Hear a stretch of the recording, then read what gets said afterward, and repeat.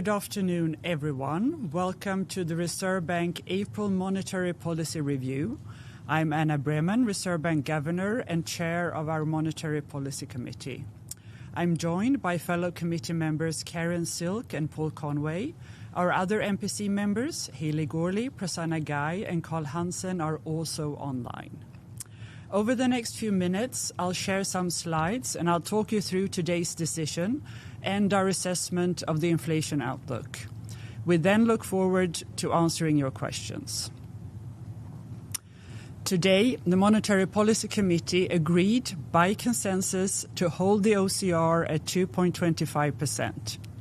Since the February monetary policy statement, events in the Middle East have materially altered the outlook and the balance of risk for inflation and economic growth in New Zealand.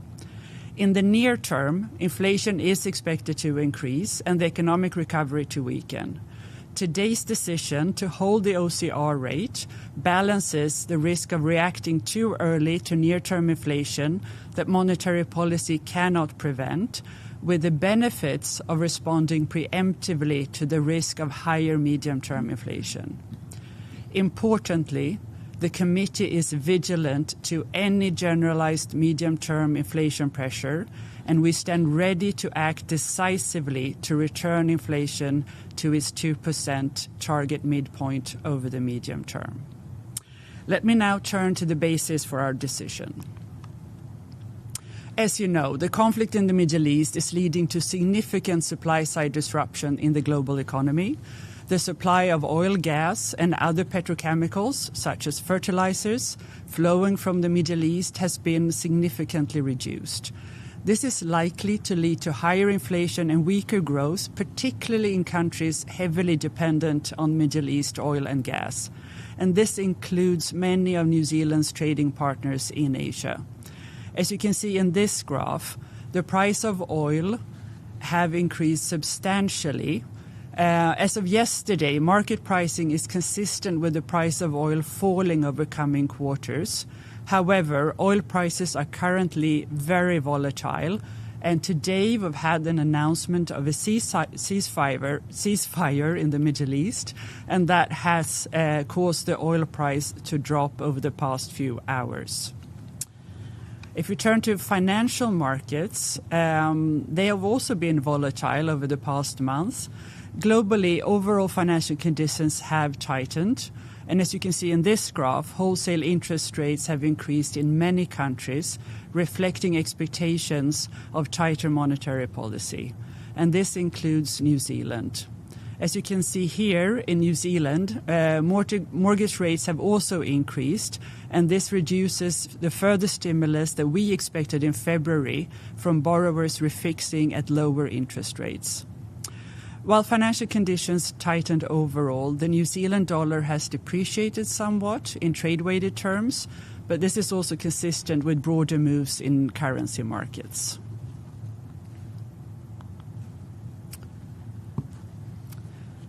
So let's turn to inflation in New Zealand. Oil and gas products are critical inputs for many sectors in New Zealand, such as transport, agriculture, and packaging. So higher oil prices and disruptions to global supply chains will mean higher near-term inflation.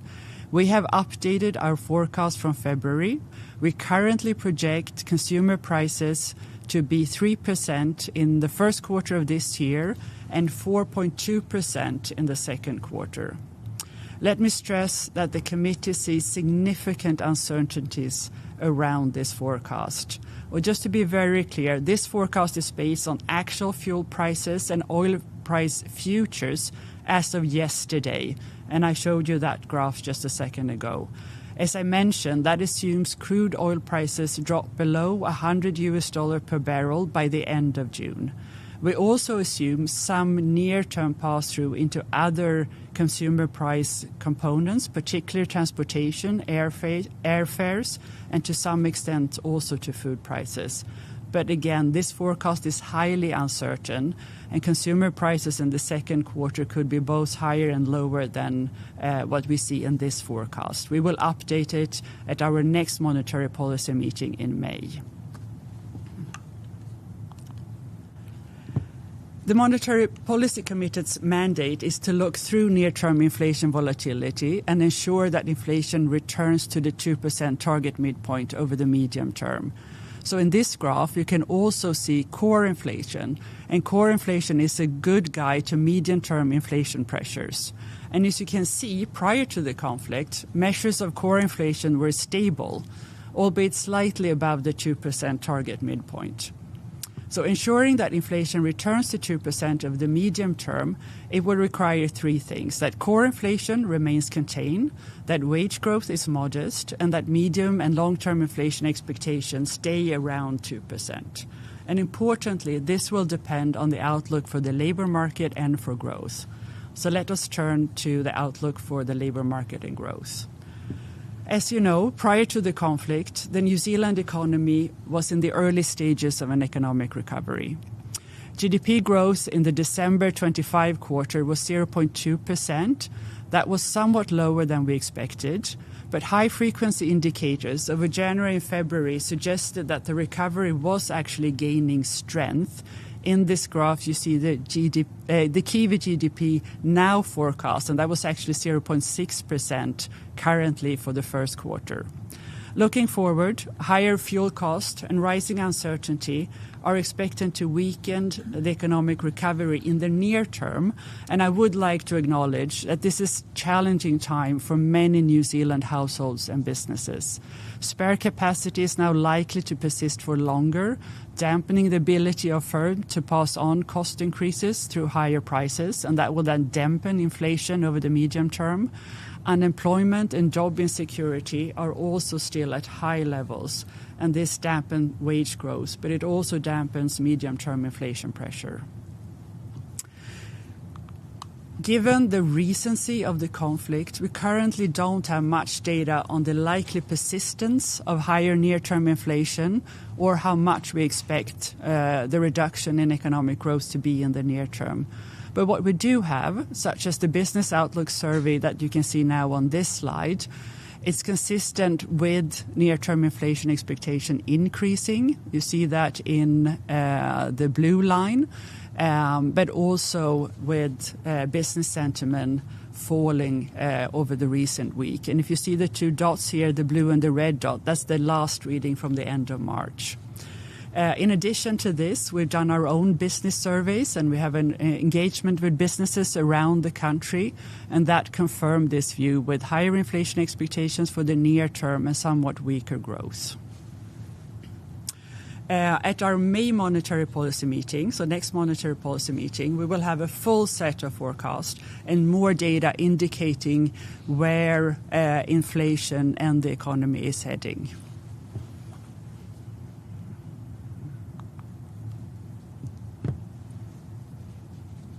So before we take questions, let me recap.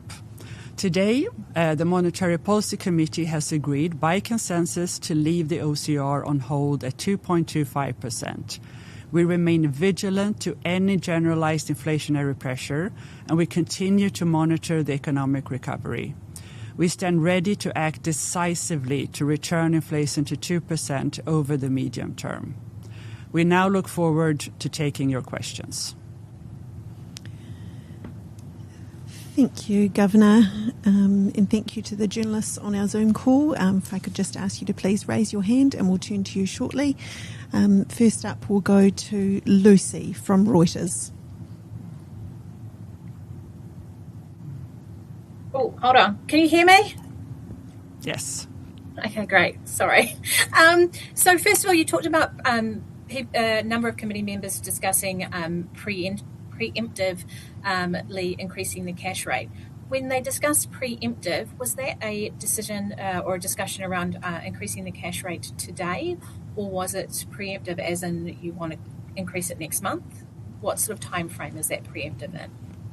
No, so in the record of the meetings, there is a discussion on different options that we were discussing, including whether we should act relatively early because we think that there could be higher medium-term inflationary pressures. And some committee members stress that if we do a rate hike in the near term, like at today's meeting, May or July or so, that might mean that we don't have to do so many rate hikes going forward. But we also at the same time discuss the risk that that could dampen the weak economic growth that we're already seeing in the near term. So when we say that we balance these things, that is what we mean. We looked at preemptively trying to make sure that we don't see medium-term inflationary pressures against the risk of that dampening already weak economic growth. So it was discussed the possibility of increasing the cash rate today? Yes, it was a discussion. And secondly, we've had news of a ceasefire today. What does that mean for your inflation outlook? And is inflation already baked in, or will this change your sort of forecasts from today if the ceasefire sticks? Yeah. So we knew that we would get more information because there was a deadline announced for today. So we knew that the inflation forecast, in particular for the second quarter, was highly uncertain. Oil prices falling today means that inflation forecast of 4.2% for the second quarter could be on the higher side, but we've also seen a lot of volatility in oil prices. And if something happens, we could see oil prices staying above 100%. And then, unfortunately, there is also upside risk to that forecast. But if this persists and in oil prices now fall faster than the future prices were indicating, then that forecast is actually on the higher side. That's correct. Thank you. Thank you. We'll now head to Zane Small from 3 News. Kia ora, Governor. You did touch on it there, but my question to you is, you've forecast 4.2% inflation rate in the June quarter, and I'm wondering if that is a conservative estimate or about as high as you think it could go. No, so we try to be very clear on which assumptions we make to come up with that number. And it's really that we use that the current oil price and what that means for fuel prices in New Zealand and the future prices as of yesterday. So as of yesterday, assuming that outlook for oil prices and what that means for fuel prices in New Zealand, and also assuming that some of that will be passed on to higher transportation costs, airfares, and to a little extent also to food prices, that is exactly what the 4.2% is based on. But as we've seen today oil prices fell quicker than the future market price. So if that persists, that is on the higher side. On the other hand, if oil prices rebound and go up to a higher level again, then it's on the low side. And that's why we stress that there is a lot of uncertainty with that forecast. And does that take into account that consumers may be spending a lot less because prices are so much higher? So we don't do any reweighting of the CPI weights. So this is a little bit technical because the CPI weights don't change. So even if households consume less fuel in the near term and drive their cars less, and there is some data that points to that, that will not be accounted for in the official CPI numbers. And it doesn't take into account that there might be a downward pressure on other prices if households consume less of other goods and services. That's not taken into account in that number.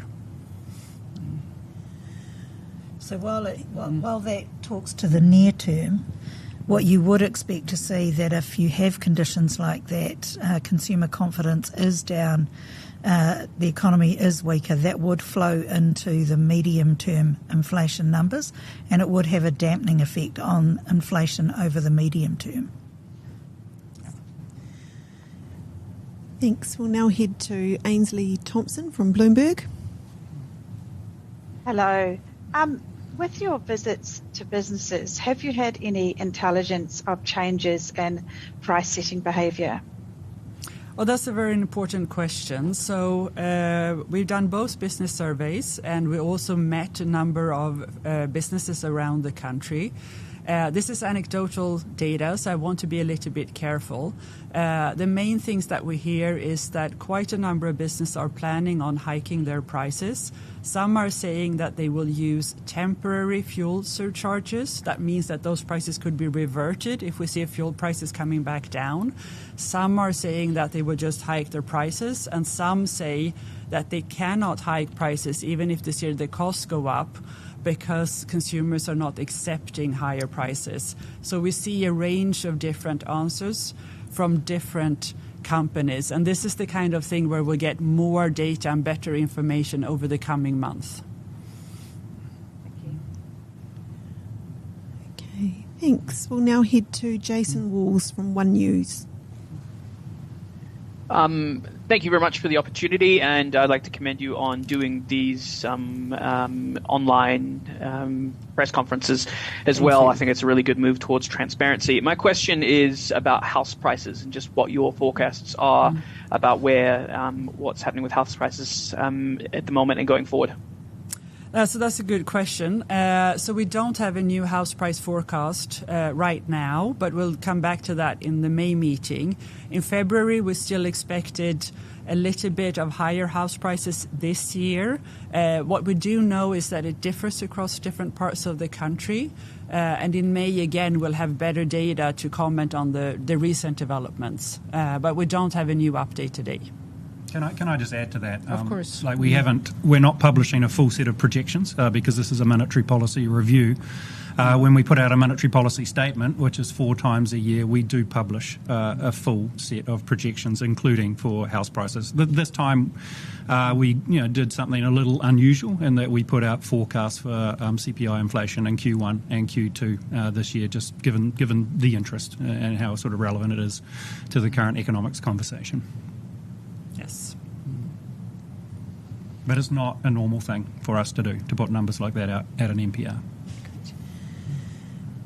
Thank you. We'll move to Bernard Hickey from the Kaka.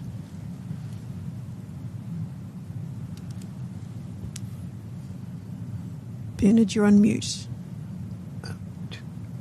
Thank you very much, Governor. Could you firstly talk about how close the committee got to a hike today, given you've said it was considered, and also if there are forecasts there about the potential path for the official cash rate and whether it was in line with or above or below where financial markets are currently forecasting, which is 2 rate hikes before the end of the year. So thank you for giving me the opportunity to clarify that. So we were not close to a rate hike today in any way. We discussed the possibility of whether a relatively early rate hike could mean that we needed to do fewer rate hikes if we saw risk to medium-term inflation being higher. But there was definitely no discussion or strong advocates for hiking at today's meeting. On the contrary, there was consensus that we should hold the OCR at 2.25%. We don't present an OCR track at today's meeting. We don't usually do that when we have a monetary policy review. So we'll get back to that at our next meeting in May. And exactly like Paul Conway pointed out, that's when we have a full set of forecast, as we usually do at the monetary policy statements. So you didn't have a little OCR track somewhere deep in the spreadsheet that you were keeping an eye on? Can we we do have a set of projections that we run internally for NPR to sort of anchor the conversation. But we don't publish those externally because it's a sort of working set of projections, and to get it from there to something that we'd be comfortable publishing would take rounds and iterations so that the committee owns it, and we basically don't have time to do that for an NPR. But we have that in front of us as committee members. Nor do we have a full set of data to inform that either. Exactly. Yep. But financial market conditions have tightened, as you mentioned in your statement with the decision. Are you okay with that, given that we're seeing people reducing tracking schedules, and there's been quite a hit to confidence? No, but it's a very good question. So we did note that financial conditions have tightened, and that has also been translated into higher mortgage rate. not as much as wholesale interest rate has gone up. As I did point out here, that means that the OCR cuts that have been done, we expected that to provide a little bit more stimulus this year when households were refixing their mortgages.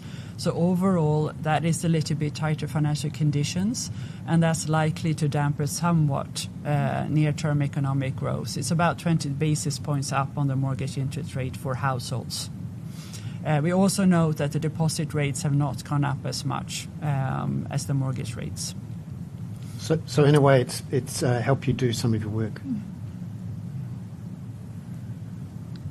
Look, at those rate movements, as the Governor said, are a reflection of movements in the wholesale rates, and that's an interpretation of the disruption we've seen already and the increase in prices we've already seen in terms of oil products and byproducts from that, and the reflection that at least in the near term that poses upside risk from an inflation perspective. So whether it goes further than that is largely dependent on what happens in terms of the duration of the disruption from here. So we've already talked about there being significant uncertainty around what will happen from here, and we would expect to have more clarity over the coming weeks, which will allow us to put a more fully informed set of forecasts out and an OCR track with that.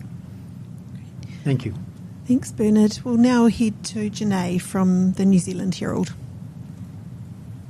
Hello. Bernard sort of touched on the question I had, and that was about how much of a bearing did the tighter financial conditions have on the committee's decision today? Well, we did note that financial conditions have tightened, so we did take that into account at today's decision. But again, we're looking out over the medium term, so our decision is really based on where we see the economy and inflation heading over the medium term. And right now we see near-term higher inflation, somewhat weaker growth momentum in the near term, and we're ready to act if we see that means that it start being embedded in medium-term inflation outlook, but we don't see that today. And we decided with full consensus to hold the OCR at today's decision. Thanks, Janae. We'll now head to Jonathan Milne from Newsroom.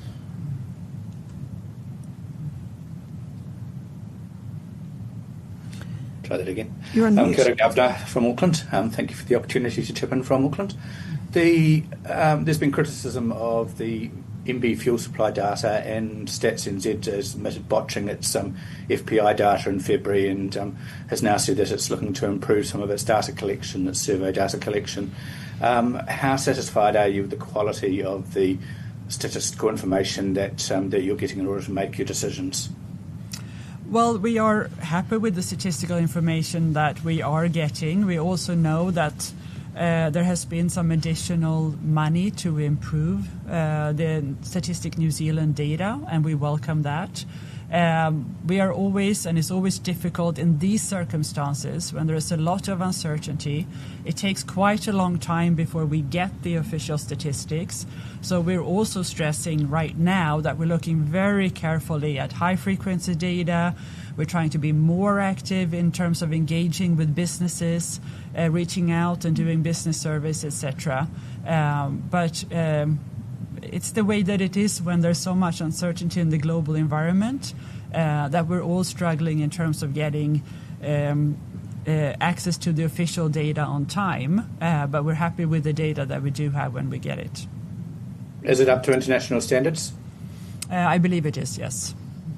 Thank you. Thank you. And if I could just remind our journalists on the call if they could raise their hand if they want to ask a question or an additional question. We'll now return to Lucy at Reuters.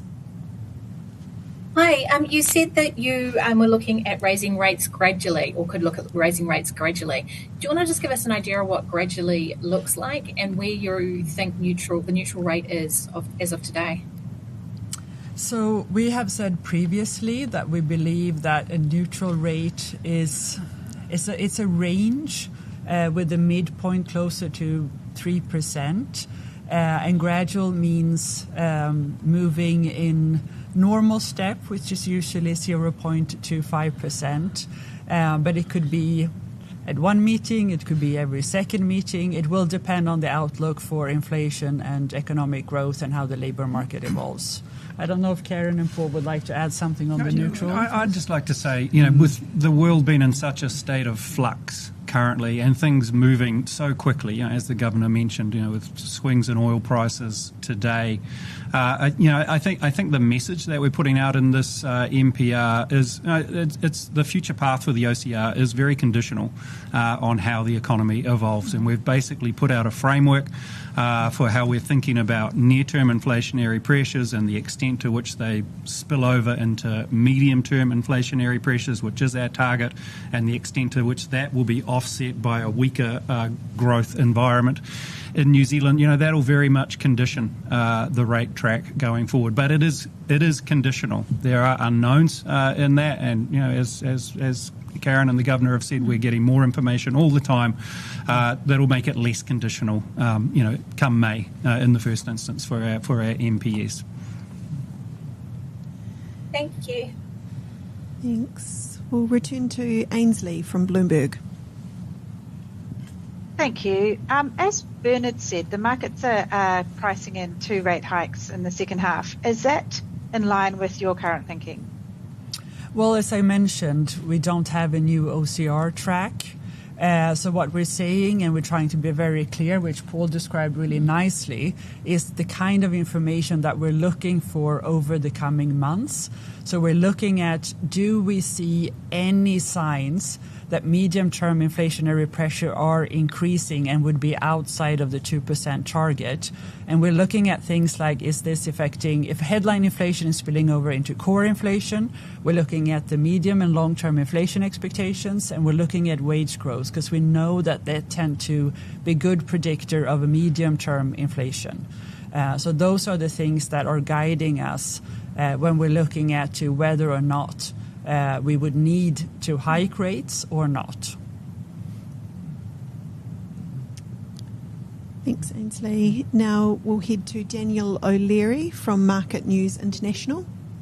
Hi, thank you. I'm just wondering about the risk of stagflation developing this year and what that could mean for the bank's strategy. It's a little bit hard to hear. Could you repeat it? The risks of stagflation. Yeah, the stagflation risks. Yeah, so our mandate is to make sure that medium-term inflation is close to target. So what we're saying today is, and I already just mentioned the things we are looking at, but we will act to ensure that medium-term inflation returns to target, and that will stop us from ending up in the risk of a stagflationary scenario.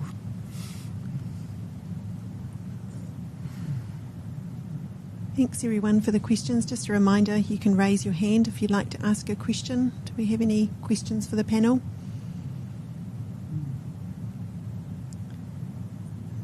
I think that might be it. So I'll pass back to you, Governor. Thanks everyone. Thank you. So thank you everyone for your questions and for joining us today. We intend to make this online media conference a standard feature after the monetary policy review, but we are open to evolving our approach and we welcome your feedback. But again, thank you so much for joining us today.